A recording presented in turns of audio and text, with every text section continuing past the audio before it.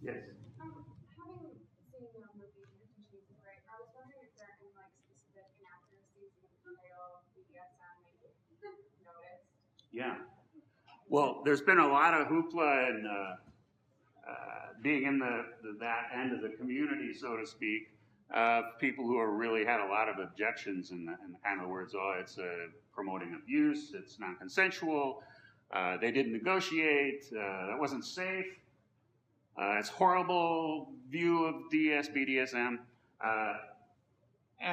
I respect those people's opinion, but I went and actually just saw the movie last night myself because I thought I should probably know that. Actually, my son encouraged me to go see it. I don't know if he saw it, but when I was coming here, I should. But on the whole, the movie was, I thought, pretty lightweight in terms of, that there was consent, there was care, negotiation, honoring boundaries. None of the things that I heard a lot of hysteria about going on seemed to me really, in my opinion, going on in the movie. Now, there were some things, a couple of points that I thought about that were flaws. One of them was that Christian, the lead main character, the implication was kind of he became a dom and a sadist out of an abusive childhood in some way. Something horrible happened to him, and that's why he's the way he is now. And that's again because we don't differentiate our sexuality from we have lots of stuff growing up that we've taken on from abusive situations or ways we were shamed or felt inadequate or violated or whatever. That had nothing to do with sexuality, and so. But the implication was that his sexuality was formed in this crucible of an abusive environment as a child, and I totally disagree with that. And that was one of the small things that I was disappointed in about the movie because my view is it's innate, inherent, lifelong, normal aspect of who you are. Another one was.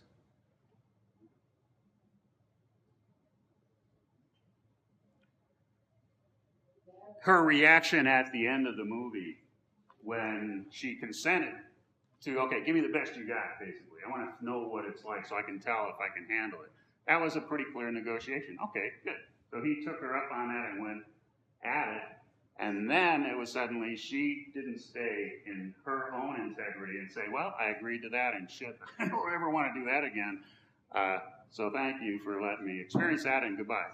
It was, don't ever touch me again. And, she went into this, and this is what can happen a lot in this journey because it's complex territory. We can get triggered, even within a consenting, negotiated scene with a partner. Someone can hit some trigger point that does, set them off. But I think it's, again, when I've hit in that kind of place, that's the time for him to stop and say, okay, geez, let me check in about this. I want to be able to unpack this situation and see if we can get to a place where, my intention was not to, have you freak out about what you agreed to, basically.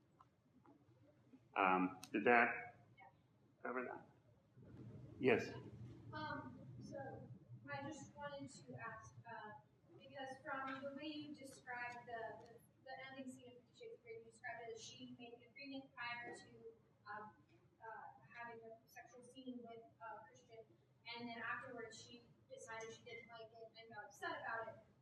Is it not true that within the kink community there is a strong emphasis placed on consent and being able to change your consent and your position at any time throughout a scene, and that's often established through the use of safe words, where it's a word you wouldn't normally say within a scene, and if you say it, then the dom or whoever's in charge of the situation has to take a pause and check in with you.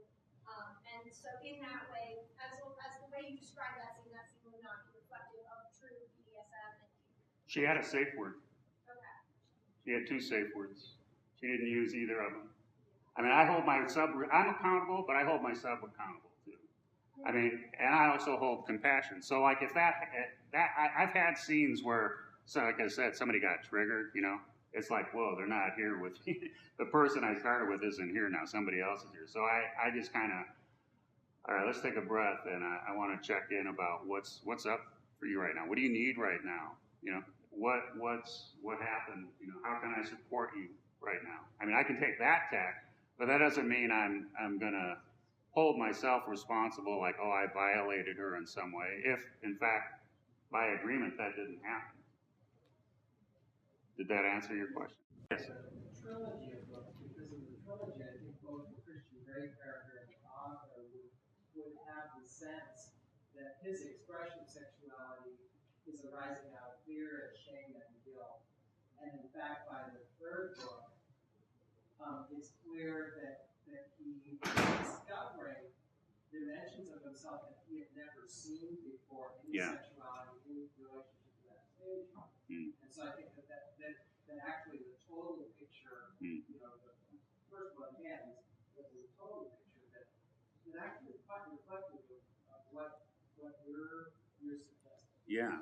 Good. Well, and that's the thing. Also, someone could easily be hiding behind the mask of the dominant or the submissive. You know, I mean, these are places that that's their comfort zone. That's where they feel safe, in control. You know, and that's kind of this Christian Grey guy was this, you know, pretty much a total control freak. You know, again, nothing to do with his sexuality, but in all aspects of his life, he was a control freak, which is kind of compensating or covering up some part of him that was in fear or afraid to let go of control because, you know, don't want to have something happen that he had already experienced that he's never going to let happen again kind of notion. So the psychologies here are kind of overlapping and can be, that's why it's really complex, you know, because you really have to distill to tease out, you know, what's your eros versus what is something, you know, that you have a shadow about or a wound about that you are is still unconscious, still playing out in ways that you haven't come to terms with yet. Thank you for that.